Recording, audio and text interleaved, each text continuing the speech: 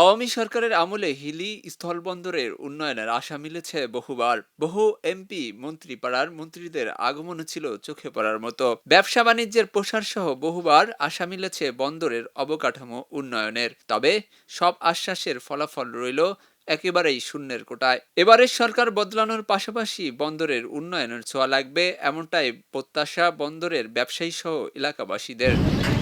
12 ফেব্রুয়ারি অনুষ্ঠিত হয় ত্রয়োদশ জাতীয় সংসদ নির্বাচনের আগে জনগণের কাছে ভোট চাওয়ার মাধ্যমে ভোটারদের মাঝে দেওয়া হয় উন্নয়নের বিভিন্ন প্রতিশ্রুতি। নির্বাচনের পরে নবনির্বাচিত প্রার্থীরা প্রতিশ্রুতি বাস্তবায়ন দেখতে চায় এলাকাবাসী।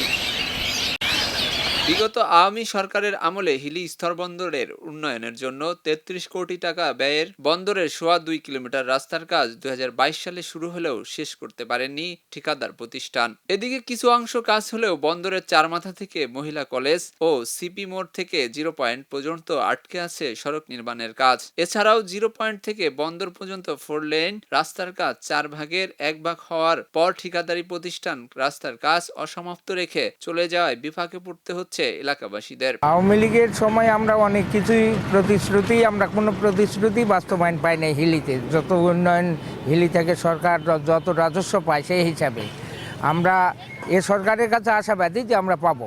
আসলে আমরা যেটা দেখেছি বিগত সরকারের আমলে কয়েকবার এই রোডের জন্য বাজেট এসেছিল। হয়তো এটা ঠিকাদারির ব্যর্থতা অথবা আমরা বলতে পারি যে আমাদের এখানে যারা রাজনৈতিক দলের ক্ষমতায় ছিল তাদের ব্যর্থতা হতে পারে। আজ থেকে 20 বছর থেকে এই রাস্তা কি ইটা বিছে চলিচ্ছে, ইটা বেচে এই হাই রোড চলে।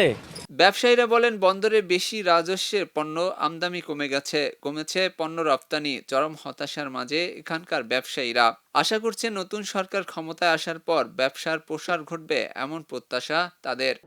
বিগত বছরে অনেক ভালো ব্যবসা চলতো। এই পোর্ট দিয়ে ফল পাথর বিভিন্ন আইটেম বেশ কিছু অনেক পরিমাণে ঢুকতো আর কি।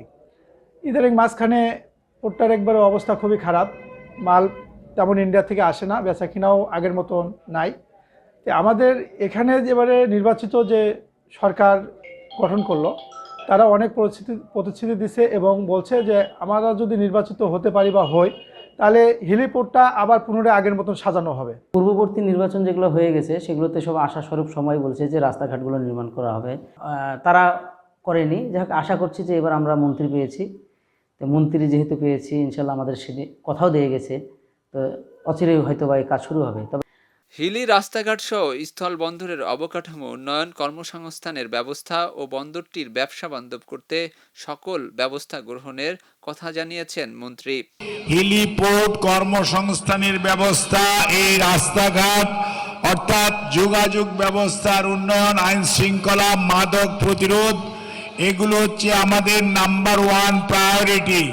এবং ইনশাআল্লাহ এই যে হিলি রেল স্টেশনে মানুষ উঠানামা করতে পারে কিন্তু জিনিসপত্র তোলা যায় না, এগুলো সবকিছু ইনশাআল্লাহ ফয়সালা হবে খুব সহসাই। সংশ্লিষ্টরা বলেন বন্দরের ব্যবসা বাণিজ্যের প্রসার সহ বন্দরের রাস্তার ও অবকাঠামো উন্নয়ন হলে বন্দরটি আবার সচল হয়ে উঠবে এবং বন্দরের শ্রমিকদের কর্মসংস্থান বাড়বে, এমনটাই প্রত্যাশা সবার। এলো খবরের কাগজ, নিখাত, নির্ভীক, নিরপেক্ষ।